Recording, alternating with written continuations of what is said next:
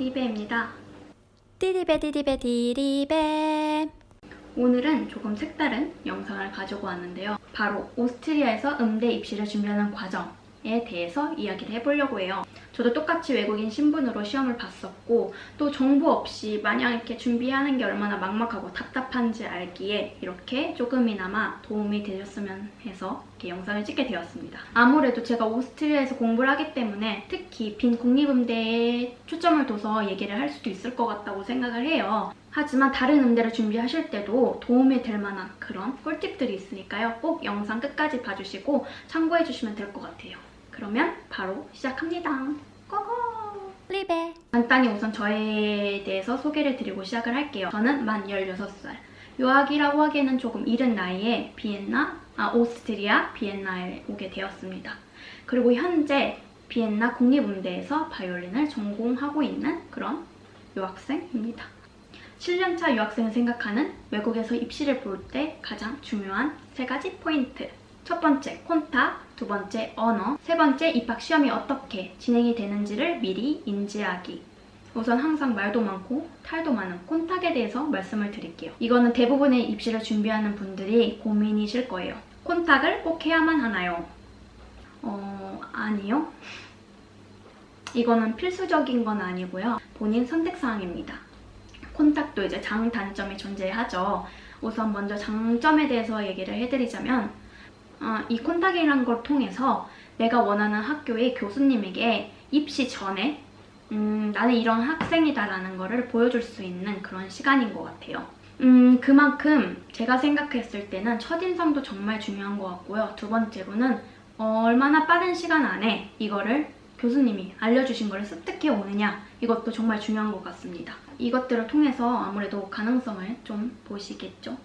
대부분의 음대의 원서들을 보면 내가 원하는 교수님의 이름을 써라, 내가 배우고 싶은 교수님의 이름을 써라 라고 되어 있어요. 이 부분은 빈칸으로 둬도 되고, 혹은 내가 정말 이 교수님하고 잘 맞는 것 같고 이야기가 잘 된 것 같다 콘탁을 했을 경우에 그러면 그 교수님 이름을 쓰면 됩니다. 보통 이것을 위해서 콘탁이란 거를 많이 하죠, 입시 전에.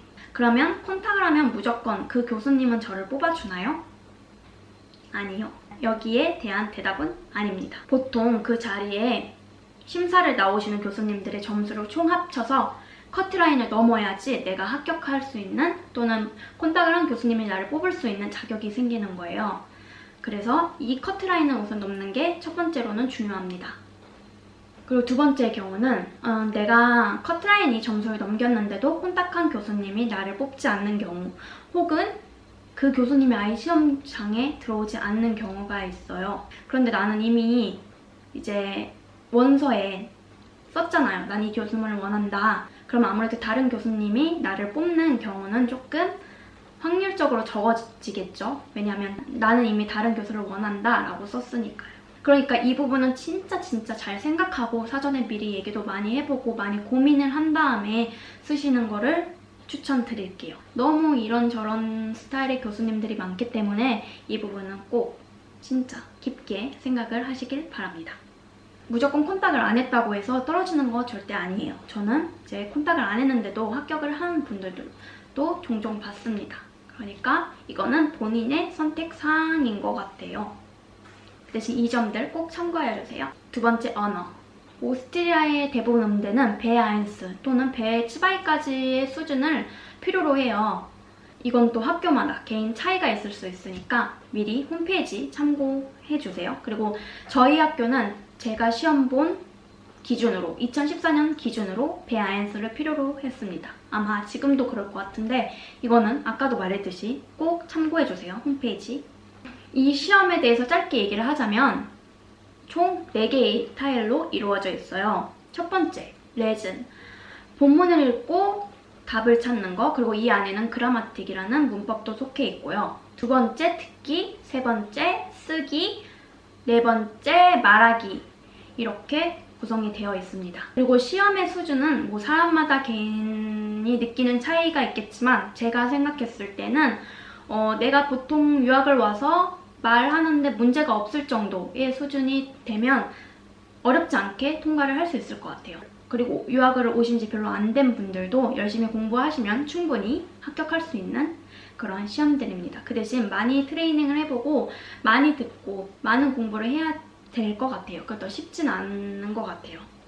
처음 오신 분들에게는.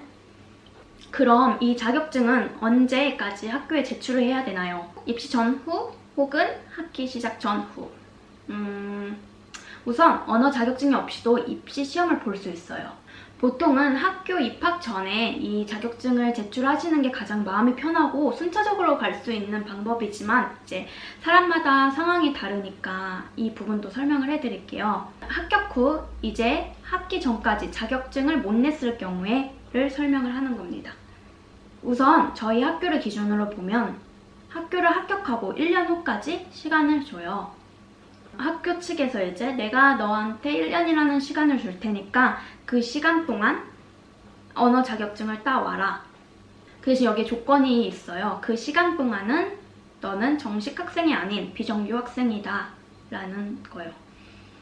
그래서 제가 추천하는 거는 시간적으로 여유가 있으신 분들은 입시 전이나 혹은 그러니까 학기 전에 미리 공부를 하시고 열심히 준비를 하셔서 학기 시작 전에 제출을 하시는 거를 가장 추천드립니다.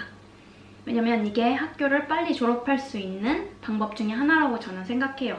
왜냐면 미루고 미루면 진짜 끝이 없어요. 세 번째, 입학 시험이 어떻게 이루어지는가?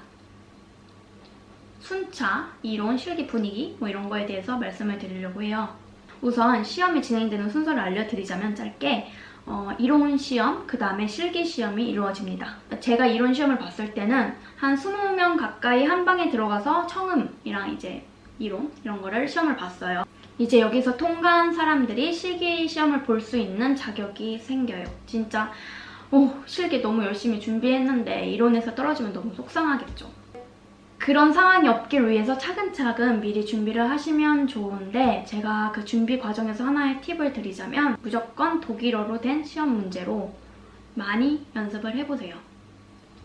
시험은 모두 독일어로 이루어져요. 그리고 별거 없을 것 같잖아요, 문제. 뭐 이런 시험인데 나 이미 다 했는데 뭐 별게 나오겠어? 뭐 이런 시험이 거기서 거기지. 그냥 그 밑에 시험 문제 안 봐도 밑에 것만 보면, 문제만 보면 대충 이해할 수 있을 거야. 이렇게 생각을 하시는 분들도 종종 있을 것 같아요. 제 경험담, 저도 이제 온 지 1년이 되고 나서 입학 시험을 봤는데 그럼에도 저는 1년 동안 조금 독일어를 한 사람이잖아요. 근데도 긴장되고 그러니까 시험 문제가 눈에 쏙쏙 들어오지는 않았어요. 그러니까 미리미리 이제 독일어로 된 문제를 많이 풀어보시는 걸 추천할게요. 이 문제들은 오스트리아 각 학교별로 홈페이지에 대부분 나와 있어요. 전 시즌 전에 이제 나왔던 문제들 혹은 그 더 전 문제들이 나와 있으니까 여러 학교 문제를 풀면서 어느 정도의 수준으로 나오는구나를 파악하고 또 어느 단어, 독일어로 된 단어가 이거를 의미하는구나 라는 거를 익히면 훨씬 시험을 보는데 수월할 거예요. 이게 별게 아닌 것 같아도 막상 시험장에 들어가면 애들도 되게 많고 다른 시험 보는 애들 되게 많고 정신도 없고 긴장도 하기 때문에 눈에 잘 안 들어와요. 그러니까 이 트레이닝 꼭 하는 거 잊지 마세요. 그리고 무조건 시간 정해놓고 그 시간 안에 푸는 거 연습해보는 게 좋을 것 같아요. 이 두 가지는 꼭 해보시는 걸 추천드립니다. 그리고 이론 시험이 끝난 후 몇 시간 후에 학교 벽면에 합격한 자들의 명단이 나와요. 여기서 진짜 많이 떨어지면 정말 많이 떨어지더라고요. 우선 시험을 통과한 사람들 기준으로 언제 실기시험을 무슨 요일에 몇 시에 볼 거다라는 명단이 나와요. 대부분 다음날 아니면 다다음 날에 실기시험이 이루어집니다. 이 순차는 나이 아니면 알파벳 순으로 이루어져 있어요. 실기시험의 분위기는 어떤가요? 생각보다 긴장하는 분위기는 아니에요. 교수님들도 대부분 친절하게 웃고 계시고 편안하게 계시고 편안한 분위기에서 진행이 됩니다. 내가 이 정도 연습한 거를 가서 할 수 있게 문제없이 할 수 있게 그런 분위기인 것 같아요. 그리고 우선 처음 들어가면 시작곡은 자기가 선택을 할 수 있고 그 다음부터는 이제 교수님들이 정해줘요. 뭐뭐 해라, 뭐뭐 해라. 딱 시험장에 들어가서 내가 어떤 곡을 연주할지는 사전에 그 교수님들이 모르는 거잖아요. 그러니까 시작 전에 나는 이 곡을 먼저 시작을 할 거야 라고 짧게 독일어로 크게 당당히 설명을 해드리면 좋을 것 같아요. 이렇게 저의 경험을 토대로 정리를 해보았는데요. 좀 도움이 되셨나요? 진짜 정리해보니까 별게 없는 것 같지만 그래도 조금이라도 도움이 됐으면 합니다. 그리고 꼭 홈페이지 잘 확인하셔서 시험 날짜나 등록 기간 등등 놓치지 않도록 꼭 잘 확인해 보시고요. 그러면 다들 화이팅 하시고 원하는 바 다 이루시길 바랄게요. 그러면 다음 영상에서도 또 만나요. 안녕!